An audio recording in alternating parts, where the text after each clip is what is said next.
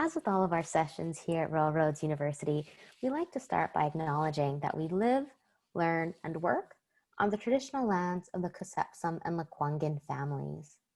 There has been a long history of teaching and learning on these lands that spans centuries past, continues on into the present, and will move forward into the future. So it's with great gratitude that we live, learn, and work on these lands today.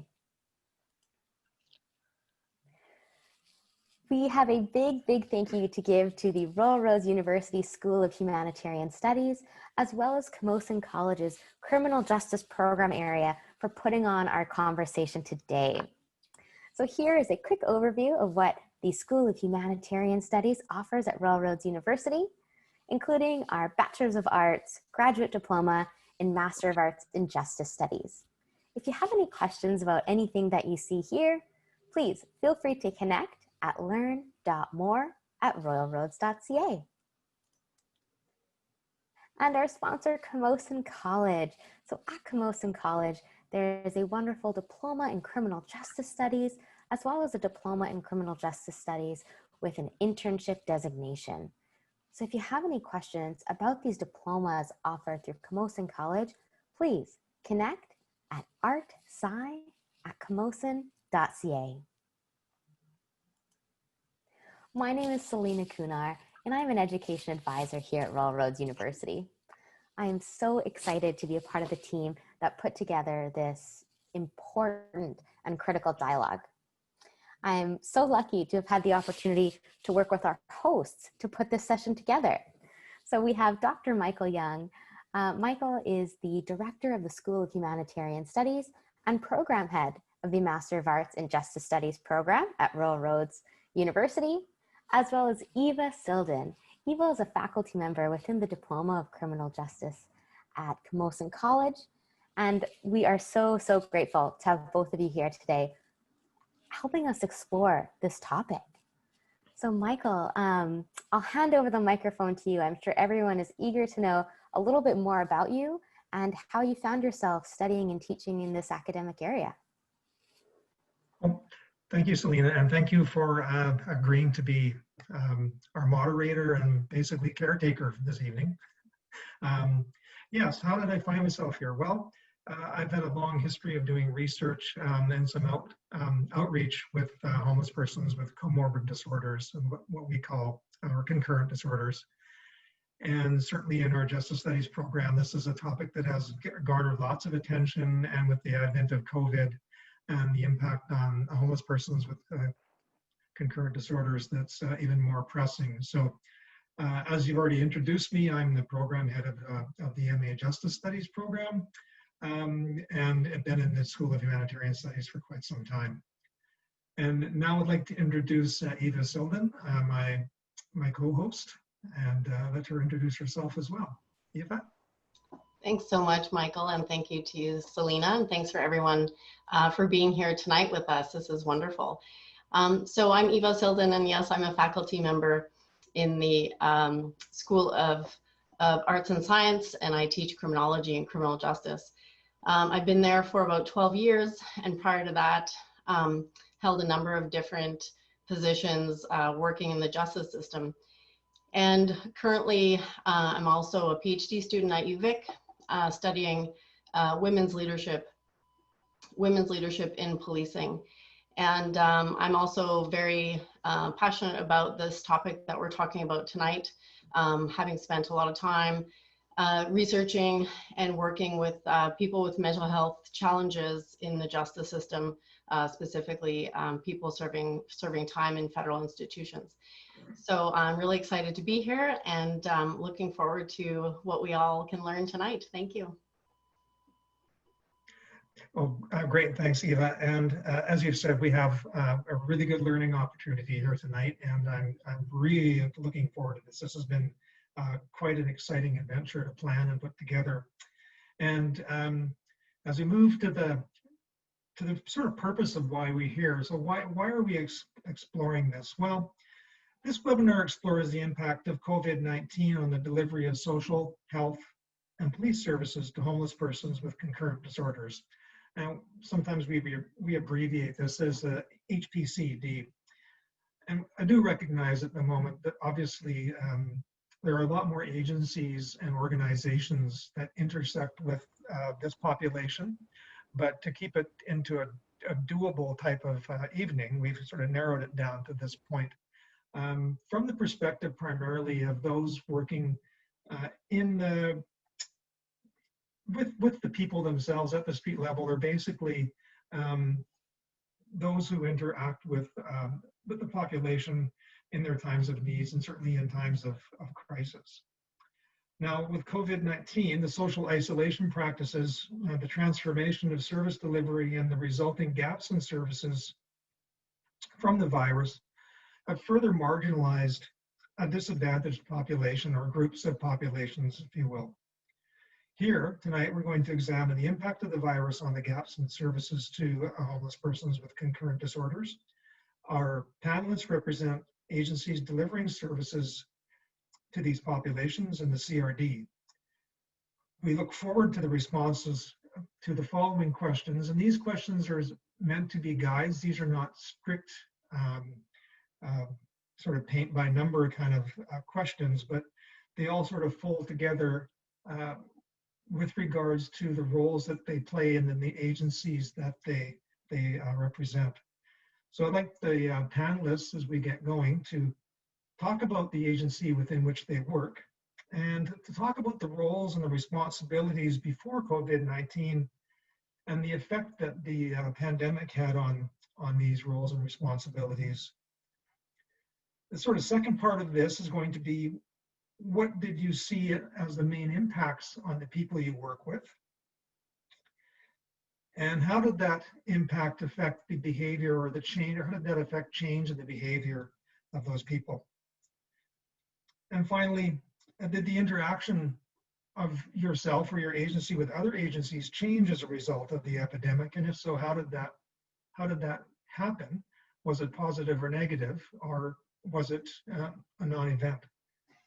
And so with that, I'd like to introduce the panelists, but we're going to introduce in alphabetical order here, and I'm going to let Eva introduce our first guest, and I'll introduce the second and third, and then she will finish with the fourth. So Eva, over to you. Wonderful. Thank you, Michael. I'd like to introduce to all of you Evan James. Evan draws strength from living a sober life and attributes the support of the Umbrella Society to his own recovery. As team lead, he is inspired by the courage of those seeking support and their willingness to open up. Evan's greatest sense of accomplishment comes from witnessing lives being transformed while living his own wellness journey. He is a proud father of 2 children, and in his downtime, he can be found drumming for the band Dry Spell.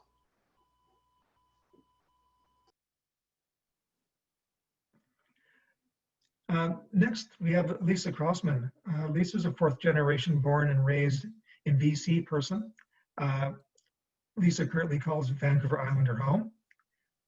With lived experiences of homelessness since childhood and descending from the Mi'kmaq First Nation and settler ancestries, Lisa's passion, motivation, and personal connection to support the local street community and to connect with local Indigenous First Nations community is a prominent thread of the work she contributes to.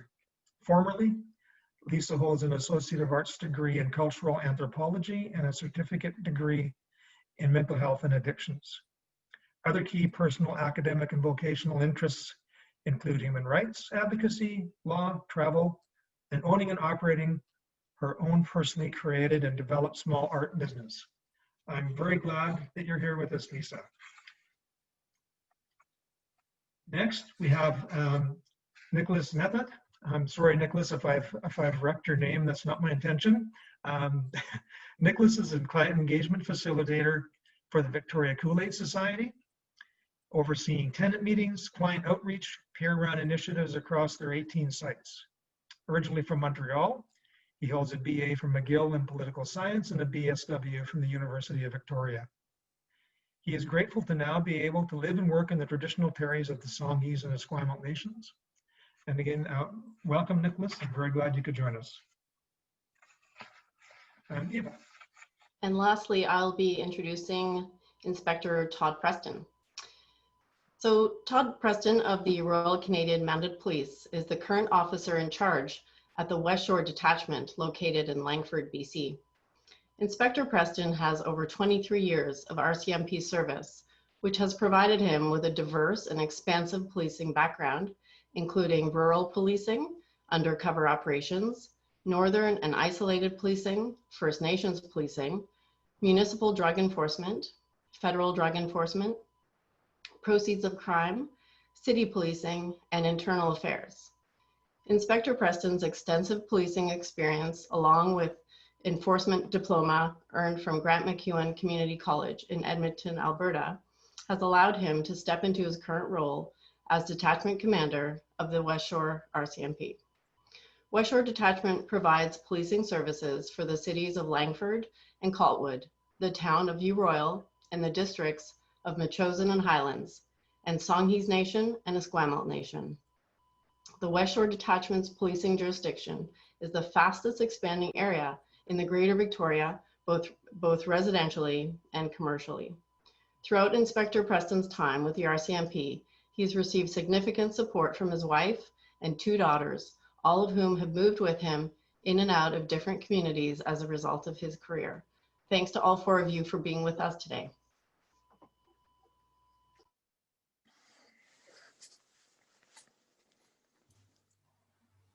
And with that, Evan, we will turn the microphones over to you to share a little bit about what's going on for you in your sector and how things have changed since COVID-19 hit the stage.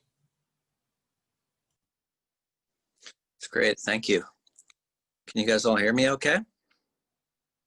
Yeah, everything's good. All right. So I'm going to talk a little bit about the organization I work for and what we do, and then how things have changed specifically in relation to the homeless community here in Victoria.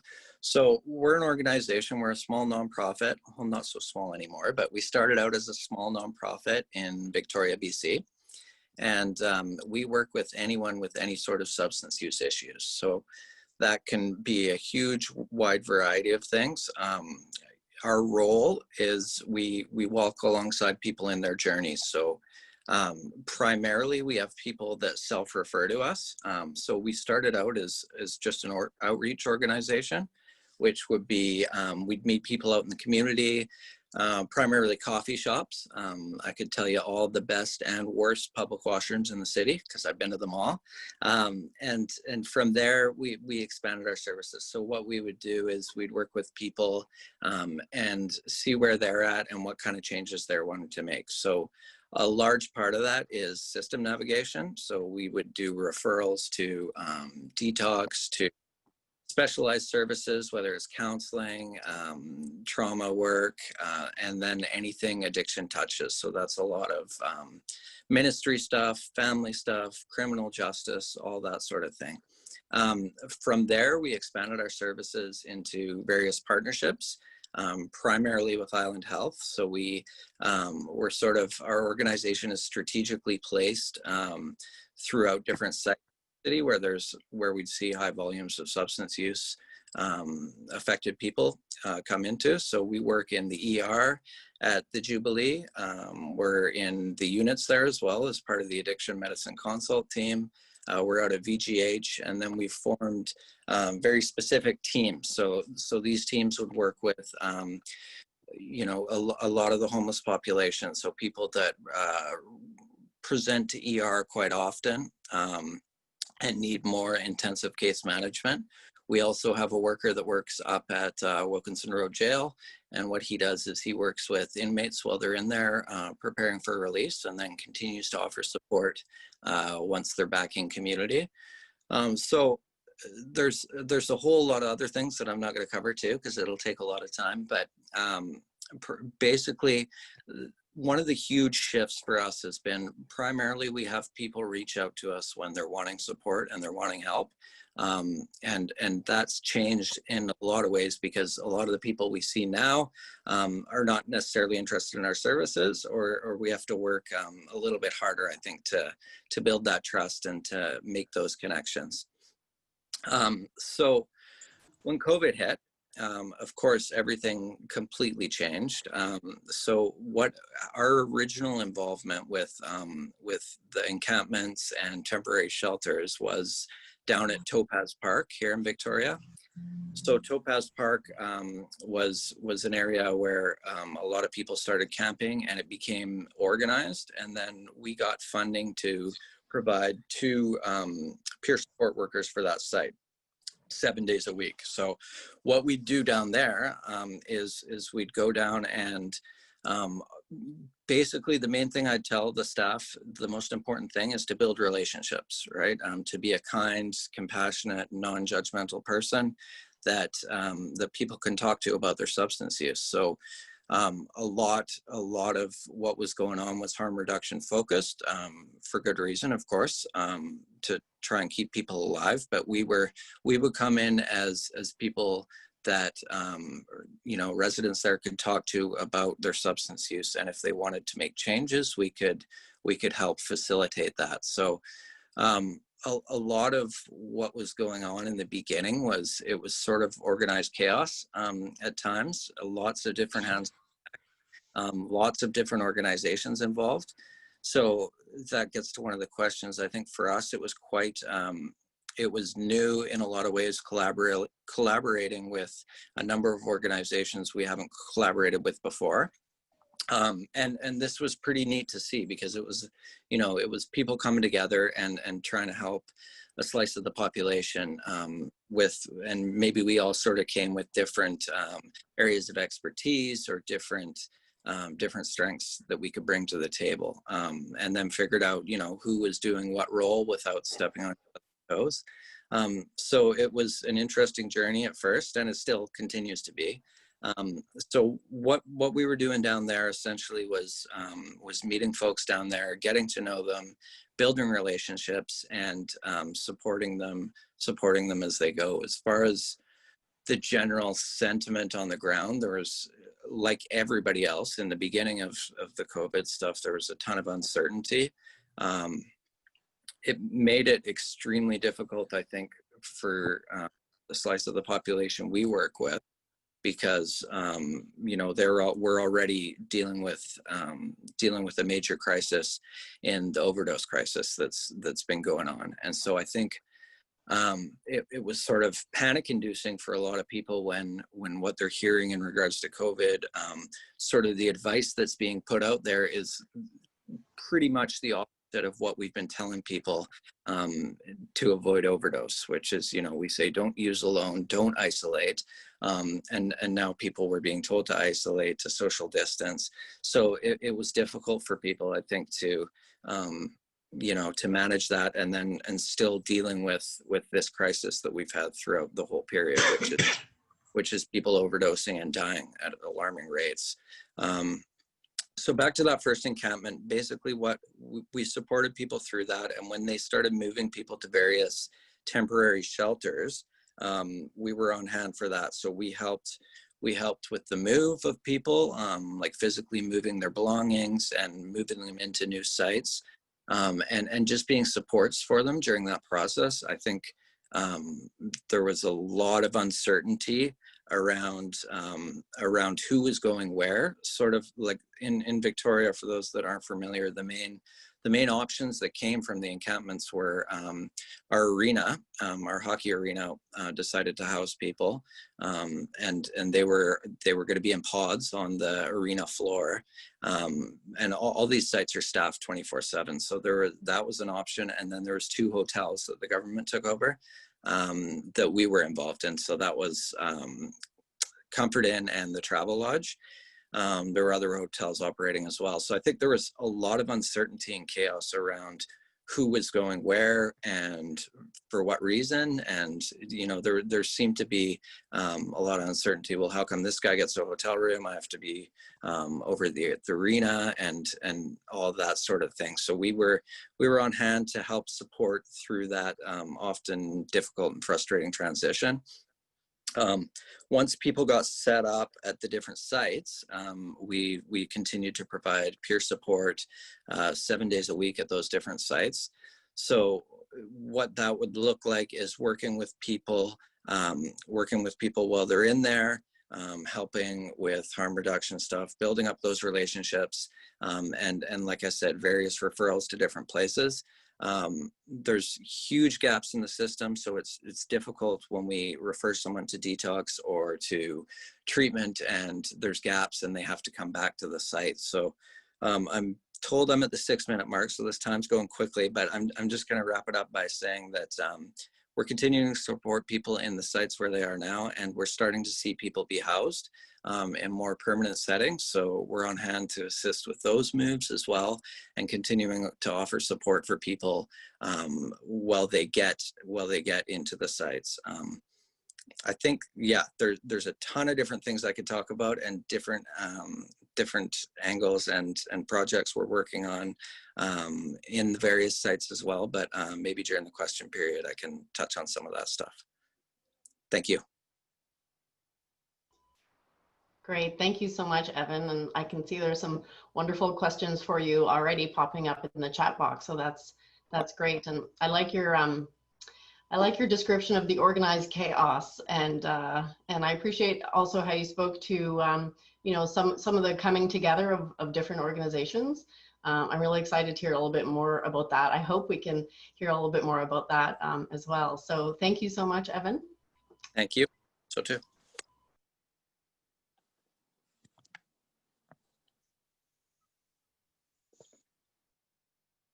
So we'd like now to introduce Lisa to talk basically sort of around the same kind of questions that Evan was responding to, and of course from her perspective and from her organization. So Lisa, welcome again. Hi, thank you for the introduction. It's really great to be a part of this discussion tonight, so thank you for the invitation. So a lot of what I have to speak to is similar to what Evan was speaking to, in terms of the fact that I'm the Peer Housing Support Coordinator for the Greater Victoria Coalition to End Homelessness. So I'm the team lead basically, and the coordinator, and going into program management almost with that program. As things have developed through COVID, we've actually seen a significant growth to our program based on the need of our peers and community and the change in our service provision. So pre-COVID, we were still quite a small team with only myself as coordinator and 3 peer support workers working out in community with peers who were connected to our program remotely through our partnering agencies of various housing service providers, such as Kool-Aid, Pacifica Housing, Our Place. And we were beginning to form connections with PHS and the Aboriginal Coalition to End Homelessness, as they have also gotten into the housing services sector recently.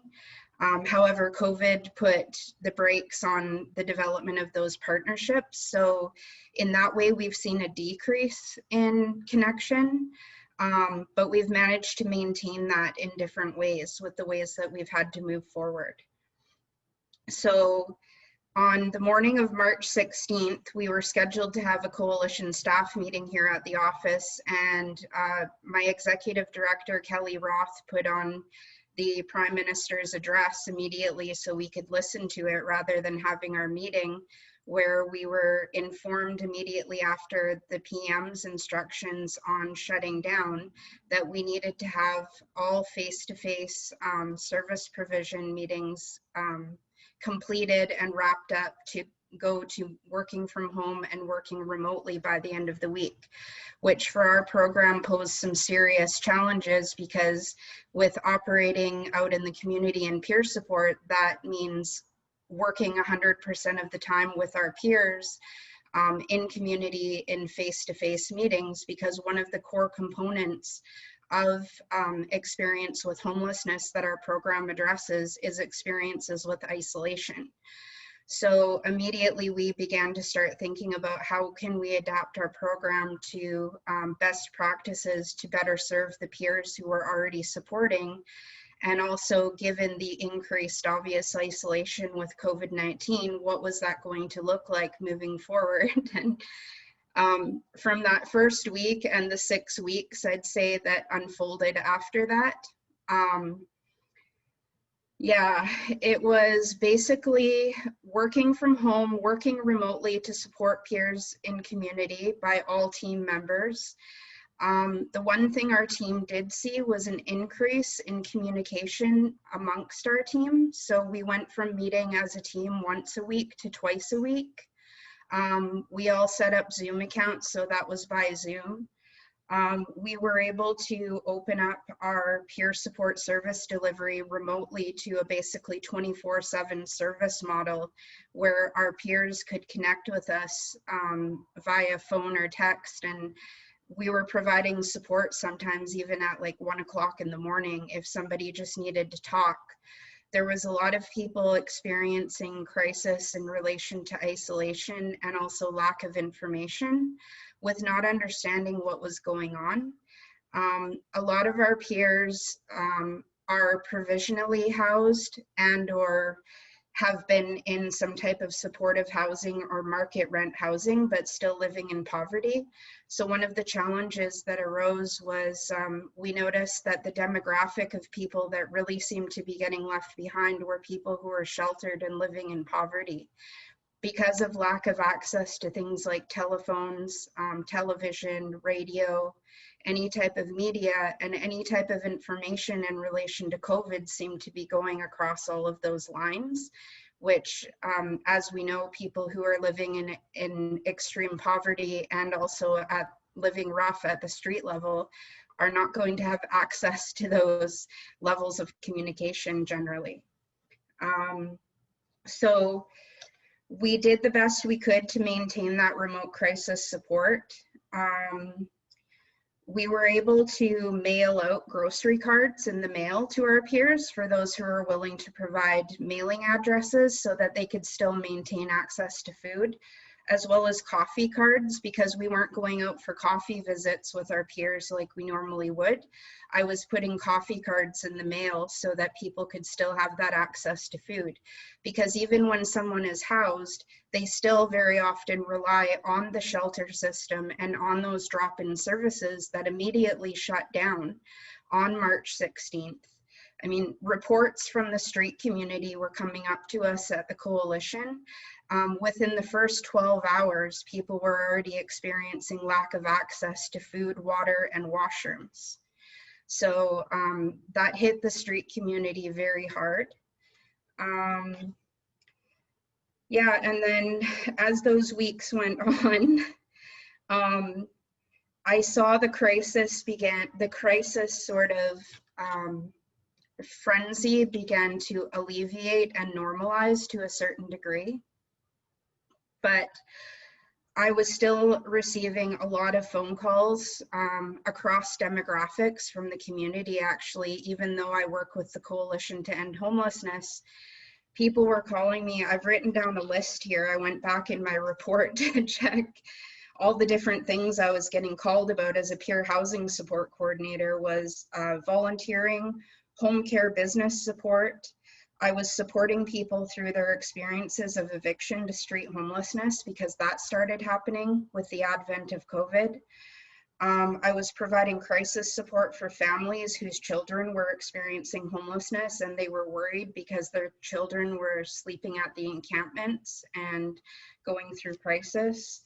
I was having direct conversations with members of the street community who were living rough to gather feedback and create recommendations.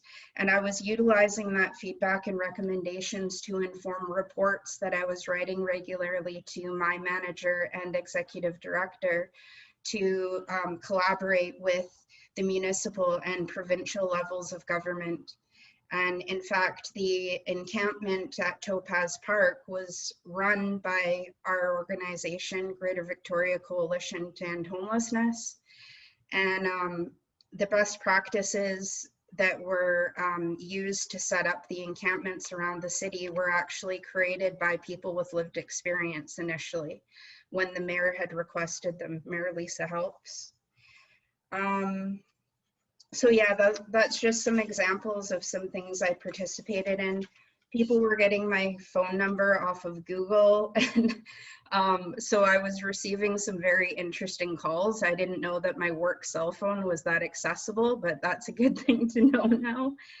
And then in mid-April, we began to keep hearing the same themes coming up through that crisis support. So I had started making a list of what turned out to be about 10 major themes that came up from community.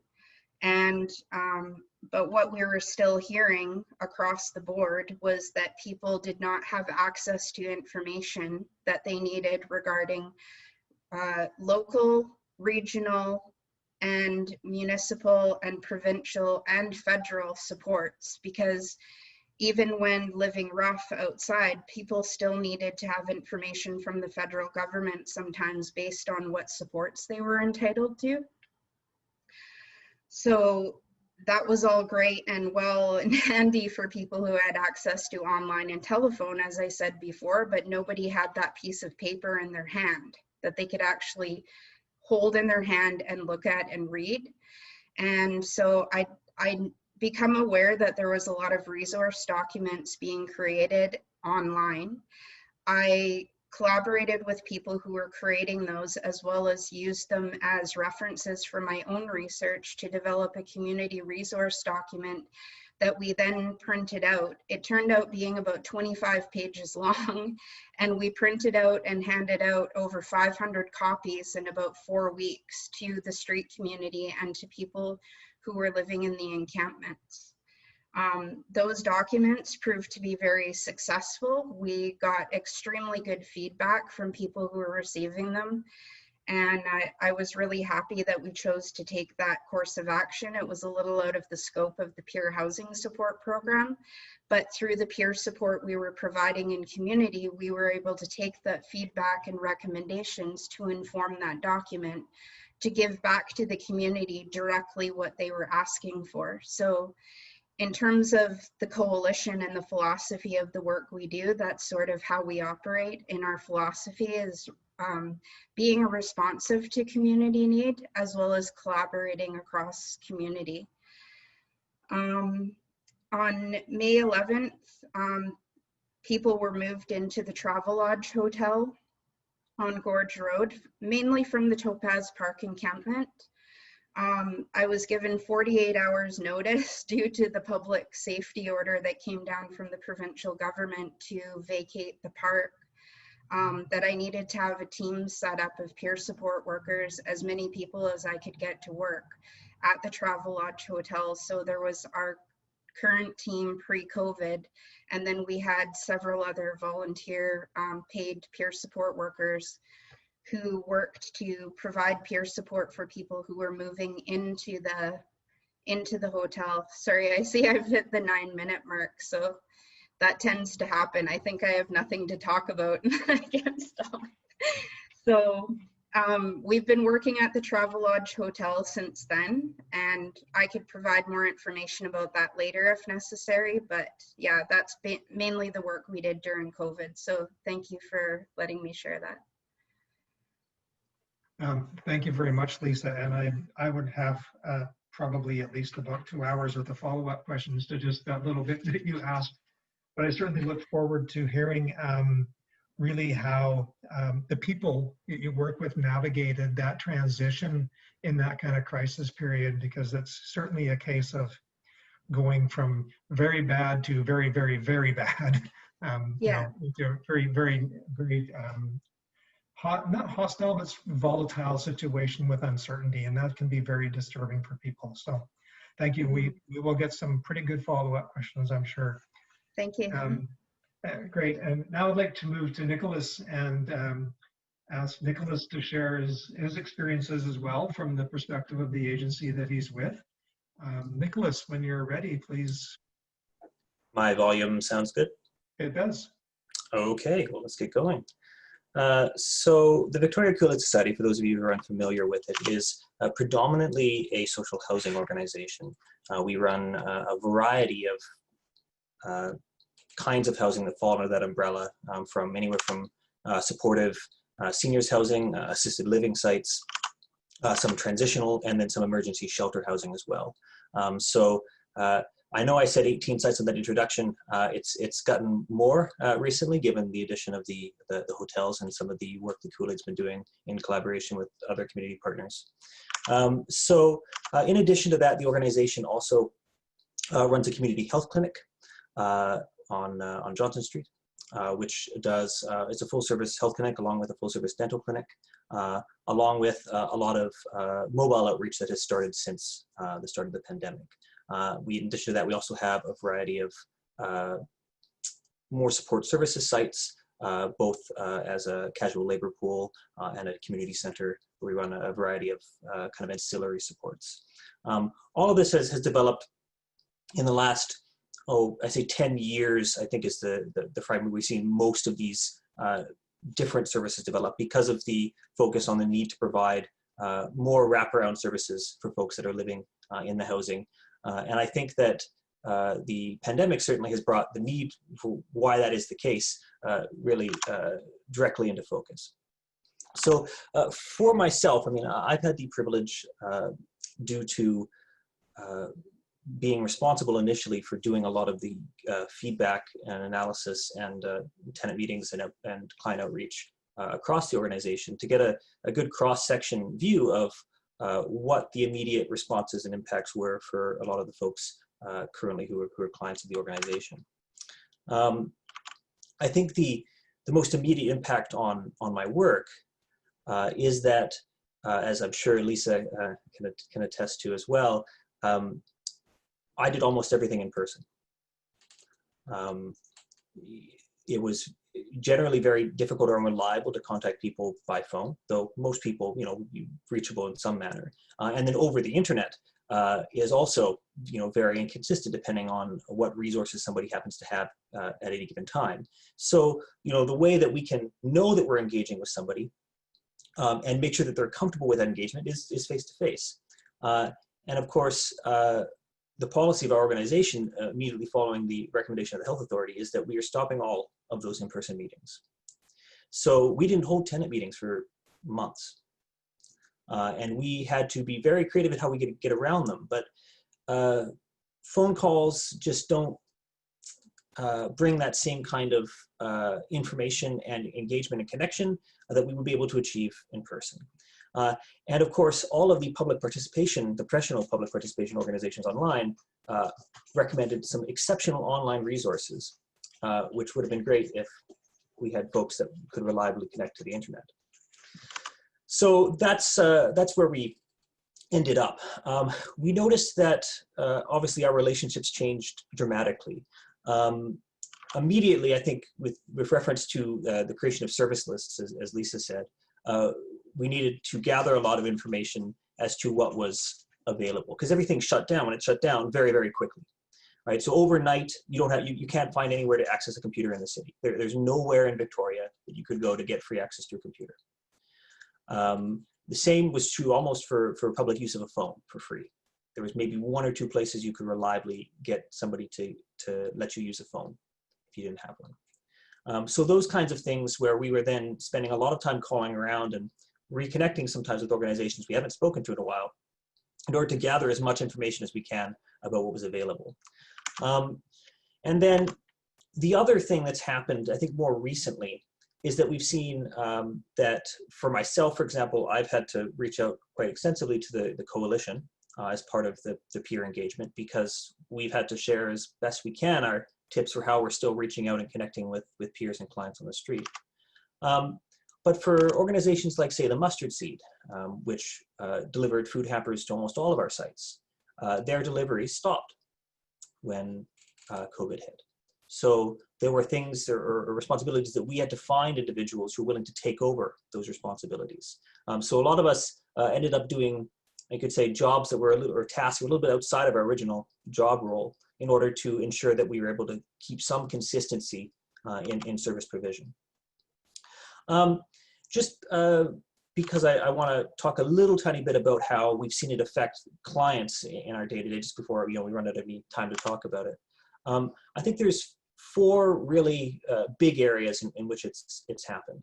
So first, I think for individuals who have mental health concerns or other kinds of substance use or any kind of intersectional challenges in their life. What we've noticed is that it exacerbates almost every symptom that they have in their life. So if you had an issue with paranoia, obviously that paranoia is going to be exacerbated by the fact that everybody else around you is also nervous and on edge. We notice a lot more arguments, fights inside the buildings, things like that, which between people that normally got along quite well. Issues with, are you bringing in too many guests now to the building? Do people think that you're putting somebody else in danger? This was very common at the start of the pandemic. The second thing that we noticed is that isolation was, we've known, if you've worked in the social service sector for a long time, you know that isolation kills people. And specifically with regards to addiction, as I'm sure Evan knows that, in many cases, we often say that the opposite of, addiction is not really sobriety, but it's the ability to reconnect with people and other supports in your community.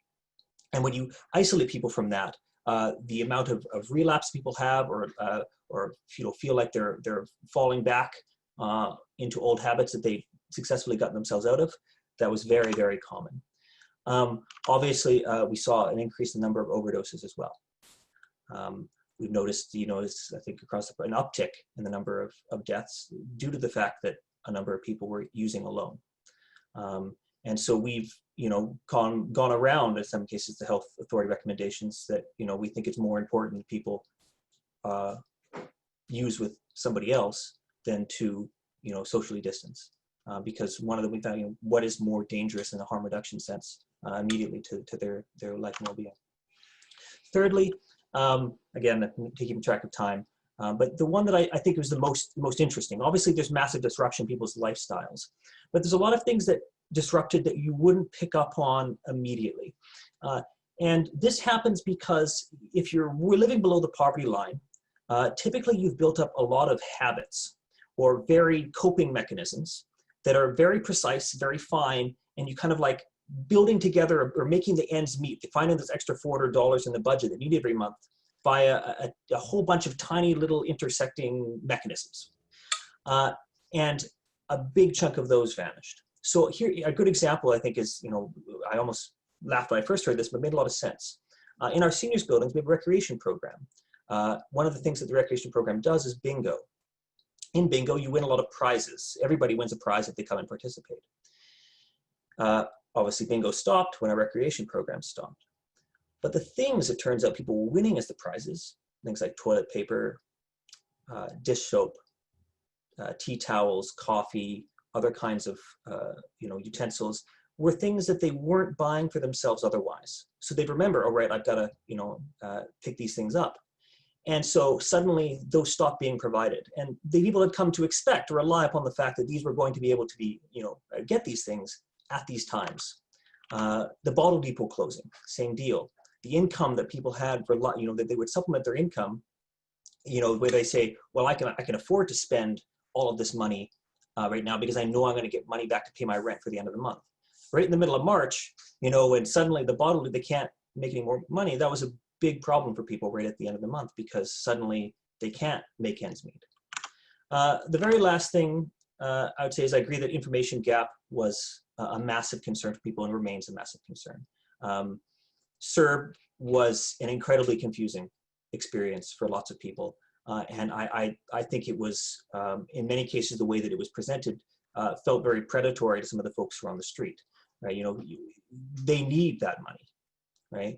And the promise of, well, it can be given now and then worry about anything else later, that was dramatically impactful on folks. And so it's been a big challenge for us to be able to work people through that and ensure that, these are things that they're eligible for. There's not going to be any problems later. I think that sums a big chunk of it up. Oh, I went way over time. Thank you very much. Thank you, Nicholas. It's hard, I know. And again, there's so many points you raised there that much like the previous speakers, and I'm hoping that we'll get to some of them. And I think again, that intersectionality you talk about and the ability of agencies to interact together and to work together sounds like a really good lead in for where we'll end up with the discussion later on. So Thank you, and I'll pass it over to Eva now for our last guest. Eva? Thank you, Michael. Yeah, and now we are going to hear from Inspector Todd Preston. And Todd, if you would speak to some of the questions and tell us a little bit about what things have been like for you and the people that you work with throughout this. Thank you. Absolutely. How's my volume? It's good. Good. Thanks very much, obviously, for having me. It's these are great platforms to interact in a positive manner here, to share some things that aren't commonly known. First of all, when we talk about some of my counterparts, my friends that spoke before me regarding, when COVID hit, the ability to have to be nimble and change course. Unfortunately, with the police, we don't have that luxury in most often times. We can't go home, we can't work, we can't socially distance. Protective wear sometimes is often difficult because of the requirements to have close contact, close conversations with individuals. And so that certainly played a significant toll on my members here, and they are absolutely exhausted. They have been run ragged, and unfortunately, when we get some of them show their symptomologies, they have to go home, and we don't have members that we can just drum up and backfill easily. In terms of dealing with some of our public, and most notably the vulnerable, the homeless, we out in the West Shore here, we don't typically have a lot of homeless. A lot of the homeless go where the services are, and the services are typically in the downtown core of Victoria.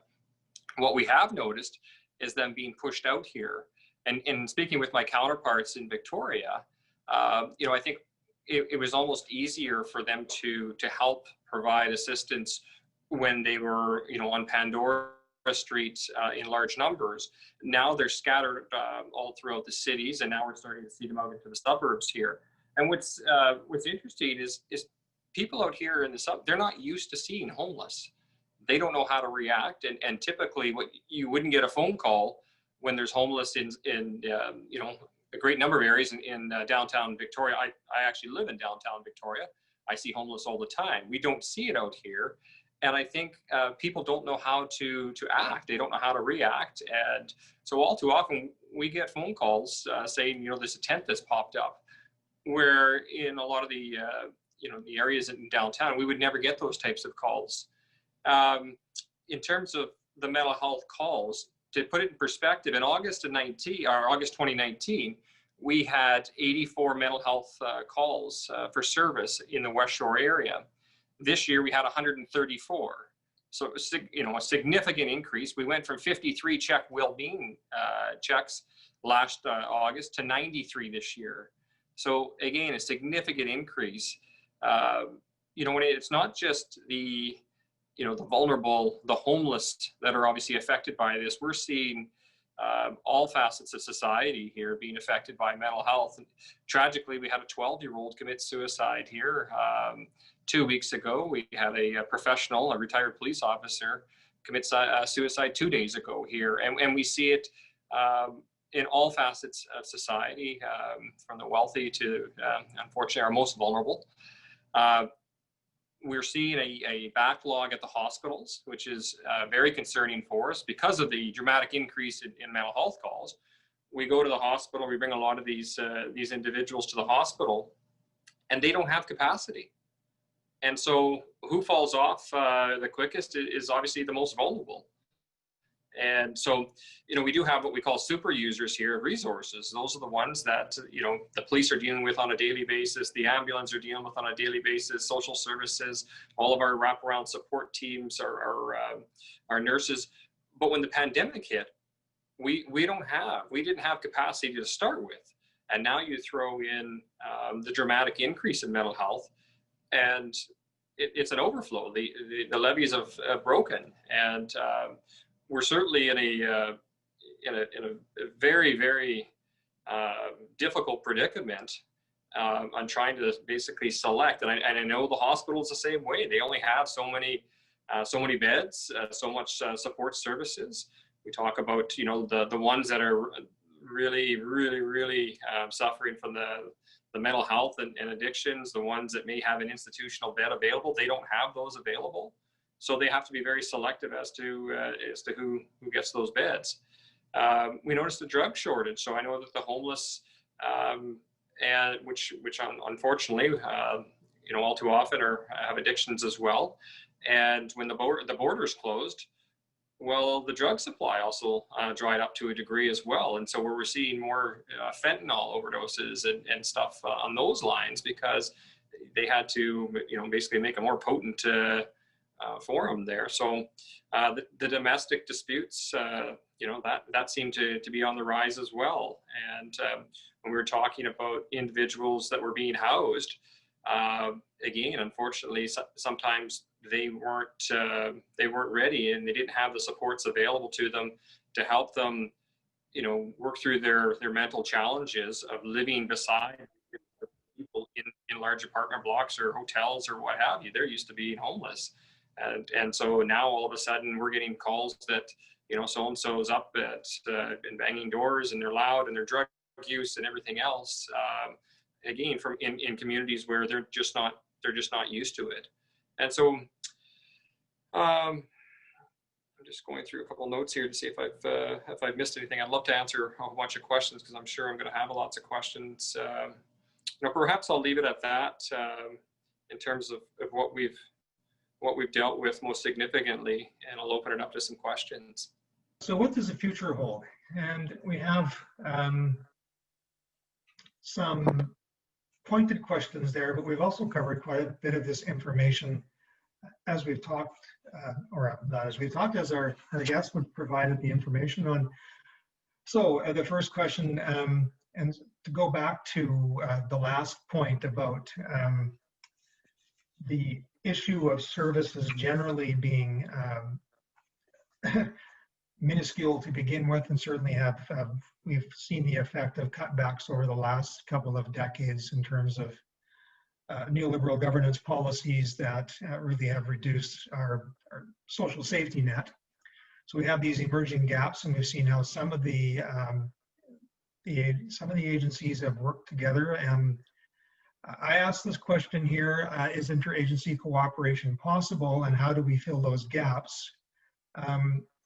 And I think the last question maybe we can save for a little bit of a round robin at the end, but let's start with the first part, the first question here. How do we fill the gaps in services? What's been effective for people in our panel here? What do you see as strategies for cooperation?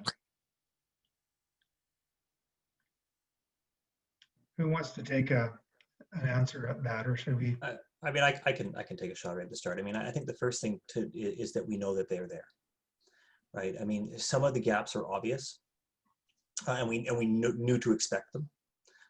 So for things like, say, computer access, the thought was, okay, well, how can we still ensure that somebody has access to a computer, even through proxy, even if it's through somebody else, at a distance? How can we ensure that those services that are provided through online, say, welfare applications, can still be completed in a timely fashion?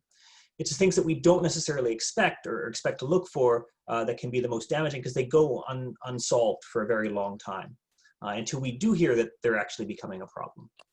And a lot of those very tiny things that end up disrupting people's lives, that they begin to think, oh, I can deal with that. I can make that work. And then, slowly they begin to pile up until it's a massive catastrophe for them.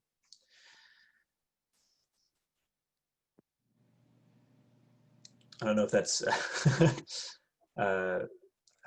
just as a starting point. I mean, obviously the communication between myself and other organizations is really important.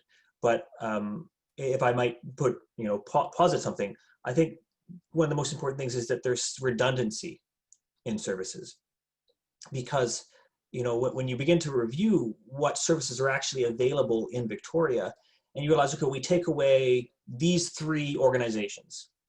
Well, actually, some of those organizations are the only organizations that really provide the type of service that's that type of service in the city. And so, if they're gone, or if they shut down, or if the pandemic causes problems, then we've got nothing. Right. Thanks. I was talking away there and mine was muted. So, so oh, well, life online, I guess, as we call it. Does anyone else have a contribution in this area? We would love to hear what you have to say from our panel. I do, Michael, actually, if that's okay. Absolutely. Gaps in services is actually a bit of a historical issue for this region. And I'd say one of the largest challenges that I've seen as someone who experienced homelessness and lived rough for 7 years on the streets here. I've been a client accessing services. I've navigated myself through the system, and now I'm working in the system as a peer support coordinator. And the number one issue I always saw from client to worker is networking. And that goes hand in hand with communication, as Nick mentioned. Yeah, it's just, it's not even necessary. It's not even encouraged. It's a requirement, in my opinion. And I think that there's been too much separation historically between organizations. But one thing I'd like to commend our entire community on that I have noticed through the pandemic and COVID is that collaboration has actually increased in some very heartwarming, inspiring, and unexpected ways. Across sectors and across different levels of government, as well as community organizations. I really want to send out an acknowledgement to the collaboration that has started to happen and is happening now, and I hope to see it continue, because networking is vital to the health and safety of the people that we serve. That's very good. Thank you. The communication issue is one, certainly a takeaway for this evening, for sure. Anyone else? Todd or? Yeah, you know, the one thing when we talk about filling gaps in the service, you know, I think it's the ability to identify, as I said before, the super users. Or we have these super users that are, you know, all the resources, and we're not coordinated. We don't have enough resources for the remainder of people. And I know Del Manick, to his credit, in Victoria, he was trying to identify, I believe it was the top 100 people that are, you know, I use the word again, super users of police, ambulance, fire, hospitals, and those are the individuals that we really need to focus on getting individual support or you know, identifying them, dealing with their issues, because if we don't, they just continue to use all the resources that are then not available for the other individuals that desperately need those services. And just, I would just add to Todd. I would just add to Todd on that. I mean, Todd is definitely not wrong in that, you know, there are individuals who are massively overrepresented in the use of emergency services, right? And it's definitely not because they don't need those services. They definitely, you know, need them, right? But often they can't be taken out of that cycle because the long-term services or supports don't exist. Right, so we might send somebody to detox, and then after detox, they successfully go to stabilization. And after stabilization, they go right back to the supportive housing they were living in before, and relapse, and then end up back in that same environment that they were before. And so that kind of you know, long-term support, you know, we need that full trajectory in order to free up those resources. And oftentimes we don't have that full trajectory, so we're kind of like attempting to bridge a gap with, you know, some wire, right?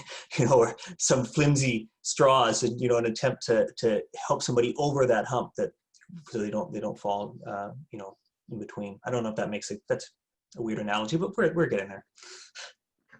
I think that you know, when we talk about gaps in service, there's just so many in so many areas. And you're touching on a good one there, which is, you know, the waits to get into detox, and then what comes next. There's these huge gaps in between every step of the way. And I've actually heard people say in these sites, like, I could go to detox, but what's the point, right? You go in for 7 days, get everything out of your system and go right back to where you were, which is surrounded by addiction and surrounded by use, where it's literally impossible to stay sober in that environment. And at that point, they're just going back in with the tolerance back at the start again, which puts them at huge risk for overdose. So it's hard when there's these huge gaps. Another big one I often see that is super frustrating is, you know, when you're talking about some of these frequent flyers or heavy users of services, like often I think there's this myth that a lot of the people out there don't want help, but they do. And the fact is the help's not there. So there's this sort of middle ground that we're seeing a lot of people with extreme mental health issues and extreme addiction at the same time. And what happens is they show up to the hospital for help and they get turned away. They'll get they could be in full-blown psychosis, and they try and send them to psych emergency to get psychiatric help, and they'll say, no, this is an addiction issue. We can't help them because they've been using drugs. So then we try and send them over to detox, but no, their psychosis is too much for us to be able to handle it over here. This is a mental health issue. And what ends up happening is the person's just turfed back to the street, right? So we get these people out there that are showing up to they're taking that step. They want the help, but there's no help for them. People are saying it's not our issue and not looking at it as a whole. It's not an either or, right? So what we see is these people back out again in the community, not getting the support and the help they need. Yeah, Joel, when they do get turfed back to the street, that's when the police get called. Yeah. And again, it's just this big circle, and you're 100% right that, it's one thing to get them in. You got to stay with them. It's the long-term game. And those services are just not there, and we see it. And, unfortunately, when they do get turfed back out, that's when, we get called because, they're shoplifting, or they're having that psychosis, or they're having an episode.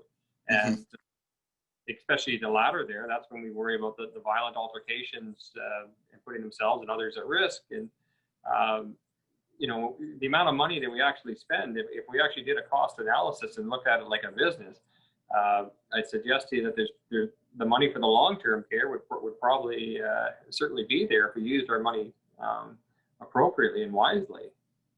I think it's 100% the case that we would save so much money on emergency responsive care with just a little bit of investment in preventative care for a few specific, individuals who really needed that intensive care.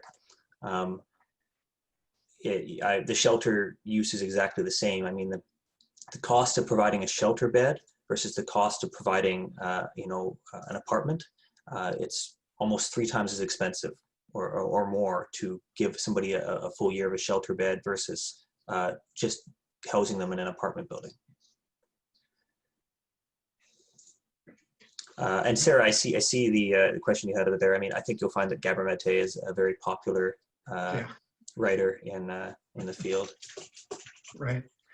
Okay. I'm not sure where we're at with time yet, but I thought we'd take just a few minutes for this last question, and we're going to go back into the audience questions and for some more details here. But it sounds a little bit bleak the way we're talking at the moment, but I am encouraged by the increase in communication and the increase in networking.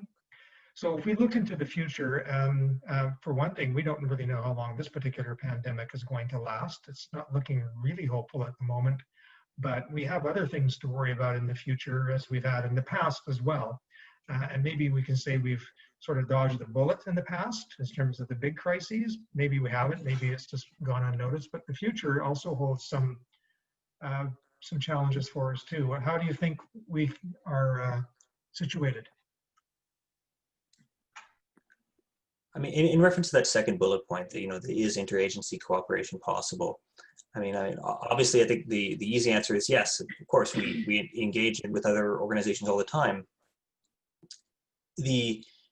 I think more detailed answer, is really intensive interagency cooperation possible? to be blunt, as long as the way that our funding structures continue to work for nonprofits function the way that they do, there will always be silo mentalities and defensive maneuvering from organizations to defend their budgets and their territory, specifically because they often have to justify to their funders the need for those services and that money and the organization. And unfortunately, that is often done by comparing the services you're providing to other services in the region. So it's not necessarily a zero-sum game, but that is often how it plays out. And just to be more bleak, if that's possible. Well, I think calling it as we see it maybe is a good place to start, though. And I think that's an important thing to get out there. Does anyone else want to comment on this last point? When you talk about the agency, obviously from a policing perspective, we would love to have more interaction, and we're not doctors, we're not mentally health, trained or very limited training in that area. We would love to have more cooperation, but again, the funding has to be there from the province to help with that. The issue we got in terms of the mounted police is we police in some very rural areas, and so as soon as you get outside the city, these resources they're even more limited. And so when we get calls for service and we want to work with our partners, it's very difficult when you're in a more rural setting to find those partners, because obviously they're hubbed in larger centers oftentimes. Okay, thank you. Selena, how are we doing? We are doing well for time. If we'd like, we can move into the chat box and start taking some questions from those who are part of the session virtually now, if that works for you. Yep, I think it's perfect timing. Wonderful. We had a question here from Wendy Taylor asking about what are the challenges about even finding out about resources? What are the challenges faced by disseminating the different resources that are available to those who are experiencing homelessness or concurrent disorders? Who wants to take that one? I can speak to that one a little bit, and it's also in reference to the networking point I brought up earlier. Basically, because if someone's walking into a services organization, typically if the people who are working at that organization can't provide or don't know about the service that this particular individual is looking for, then they just get sent away. Whereas if we increase that communication and knowledge base across sectors, and I mean sectors, not just the sector as it's often referred to, but if everyone took the initiative to make themselves more aware of the supports and services that were available across the entire region, then someone wouldn't get bounced around between 10, 15 different places, and sometimes still to not even have an answer at the end of the day and further become more traumatized in their experience. So that's just what that brought to mind for myself anyway. I'd like to see hub model agencies starting, to be honest. I'd like to see agencies opening up where someone can walk in the door and get everything they need in one spot. I would greatly agree with Lisa in that regard. I think the biggest problem is that, and just speaking just a little bit to what I said earlier, I think that a lot of the folks that work for the organization city are deeply appreciative of the work that other organizations do, specifically in areas where we know that they're doing something that we wouldn't be able to manage. A good example of this would be, I frequently refer people to the Together Against Poverty Society for legal information or tenancy advice that we couldn't provide them as their landlord. So in those kind of conflicts, if you want outside advice, we're very glad to have that resource and to work with them to ensure that there's a fair dialogue going on. The problem remains is that the information flow is inconsistent. So there's no centralized location for people to go to find all that information. The points at which we are making contact with people, such as, say, the front desk of Rock Bay Landing as a shelter, or when a police officer is having an encounter with somebody who's in crisis, or when somebody is meeting with their peer housing or peer support worker. Do those individuals also have all of that knowledge or information? And I think it's unreasonable to expect that they do, without some kind of consistently updated central resource. And we've tried to do that, I think, throughout the pandemic. There's been a number of very valiant efforts made to keep as updated a list as we can as to what's available and how things have been changing. But it is more than a full-time job just to monitor that kind of information. And at the end of the day, nobody has a full-time job to dedicate to that. So the most successful things we've seen, through some of the collaborations with the Greater Victoria Coalition to End Homelessness, in Victoria, there's a Downtown Service Providers Association. Those kinds of meta-level coordinations to share information are the start, or at least the model for what we'd ideally like to see in terms of interagency collaboration going forward. Lisa and Nicholas, your comments so beautifully tie into a question in our chat box that came up when we were talking about what could the future look like. Would the monopoly of sectors, such as having one major agency or organization in charge of mental health, decrease the gaps in service? Or is having smaller, separate agencies better? Then Andrea shared an example of what's happening in Kingston, Ontario, and how an addictions and mental health organization absorbed much of the smaller entities, though not quite sure about the outcome and how it was able to fill gaps or if it created new ones. You as Michael, Eva, you as well. What are your thoughts on that? Well, I'd like the panelists to go first, so that I can build on what they say and say, yeah, I was thinking that too. Sure. For me, like I was mentioning before, when it comes to the mental health and addictions piece, they're tied together so closely that separating them is not helpful for a lot of our folks. And it's just, it can become a chicken or an egg thing, right? Is this person in psychosis because of their drug use, or are they using to self-medicate for their mental health stuff? And it doesn't matter. We have to treat them both in order to get someone better. And I think like the lack of resources, the lack of treatment centers, the lack of detox beds, all that stuff makes it extremely challenging to help people with concurrent disorders. And there needs to be more centers. There need to be more places where people can get help when they want it right away, right? Without these huge wait times, huge gaps in between different things. Like there's these small little, like I said before, you go to detox for 7 days and then what? People need to be able to go into detox, get the help and support they need, then go to treatment, whatever that may look like for them, have different options for that, and then into second stage housing.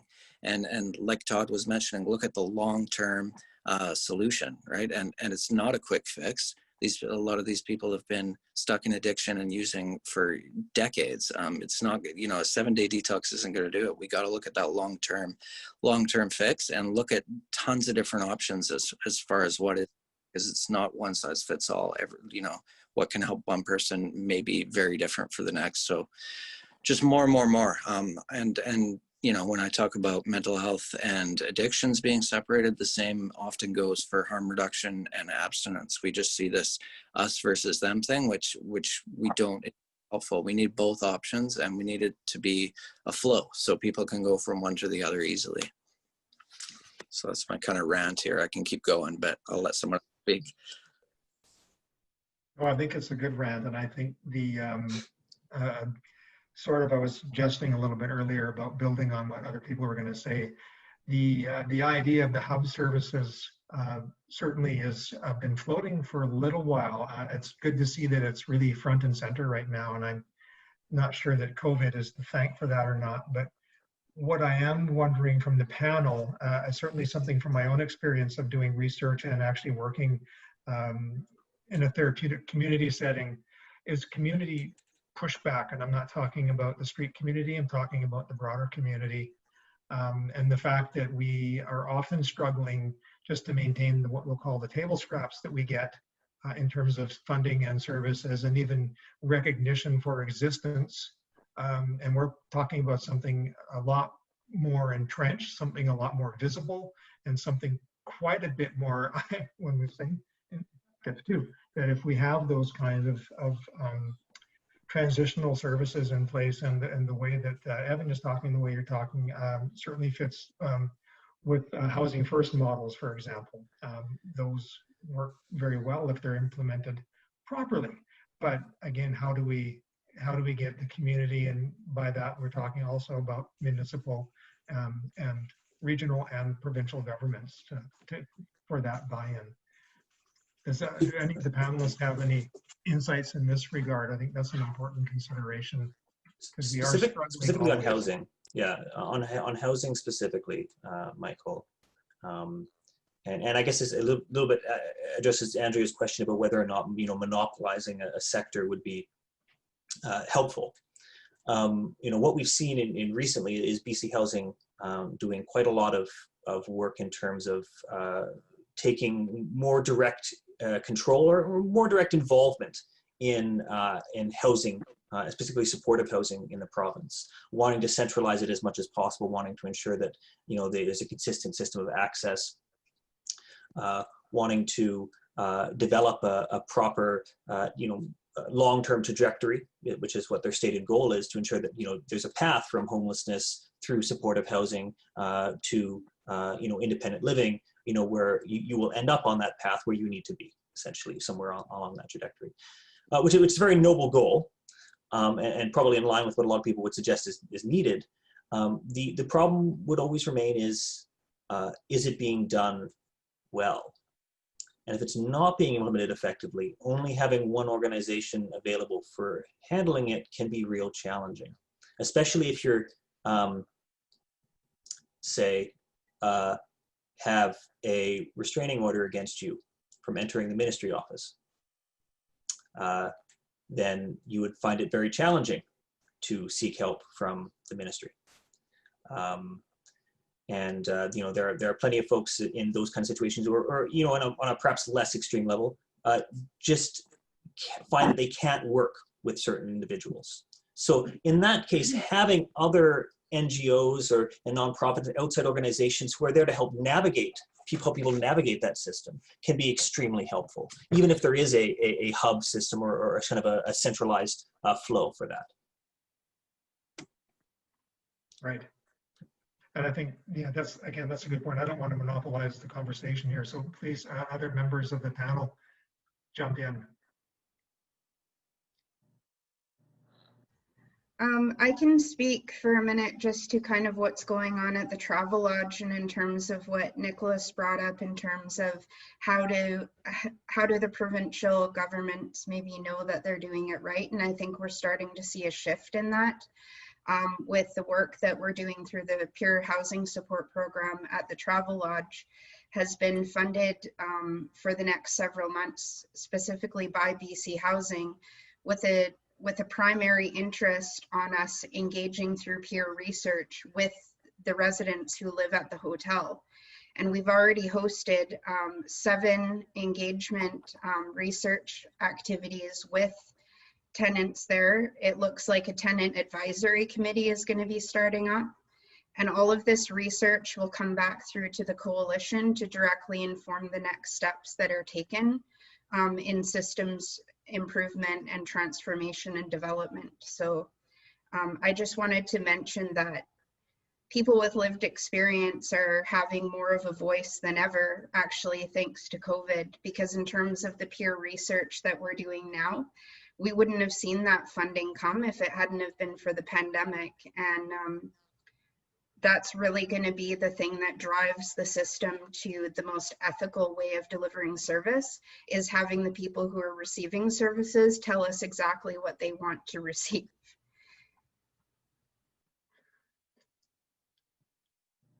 it's always interesting when we actually include the people who are involved in the service, receiving the service. When we actually ask them what's going on, it's always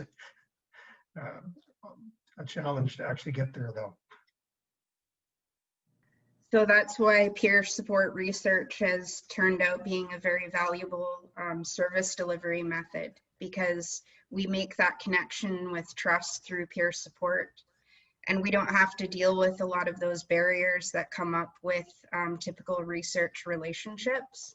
So it's turning out to be very promising. So I just wanted to throw that out there as kind of maybe what does the future hold for future pandemics and stuff too, is that maybe we'll learn something this time around and we can do better for what comes next. Excellent comment. Excellent. Do we have time for more questions, Selena? Sadly, our time has come to a close for the session today. Oh, dear. But Lisa, I so thank you for the words of positivity and hope for what the future could hold, and the, for a lack of better words, the silver lining that's come out of the situations we're facing today. So with that, this slide has been up as we've been speaking, just to highlight some resources that are here for exploration. So you'll notice the organizations that our panelists are coming from today. So the Greater Victoria Coalition to End Homelessness, the Victoria Kool-Aid Society, the Umbrella Society, RCMP in British Columbia. Then we've also added the website for Island Health as well. So in our follow-up communications, we will include more information about these resources, but we wanted to pop them in now to keep them top of mind. So with that, I will pass the microphone back over to you, Michael, for some closing words. Thank you. Certainly a great session, and the time did sort of whip by. I was afraid that might happen. For those of you with us, I'm certainly grateful for your attendance. I'm very grateful for our participants and for Selena and her crew for helping put this thing on.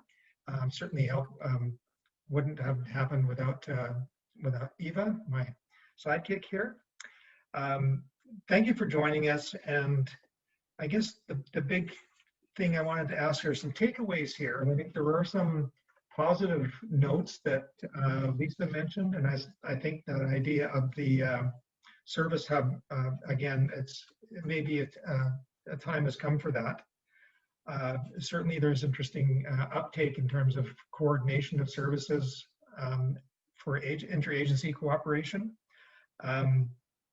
I think the communication and network issue is so important, and I think that the fact that most of the, or maybe I'll just say all of the people affected by COVID, we were all left a little bit in the dark, but people who are way beyond the reach of typical conversation and communications did not do very well. And I think that's very important in terms of anything that we do going forward. I hope that this was a timely presentation for people and that you can take something out of it. Certainly, I believe I've just mentioned a couple of those same. I hope that it was inspiring. I think I'm inspired again, and I think it's feeling a little bleak up till now. And I think, again, this has been a bit of an uplifting moment, even though there's some dark spots, but there's certainly some good things happening.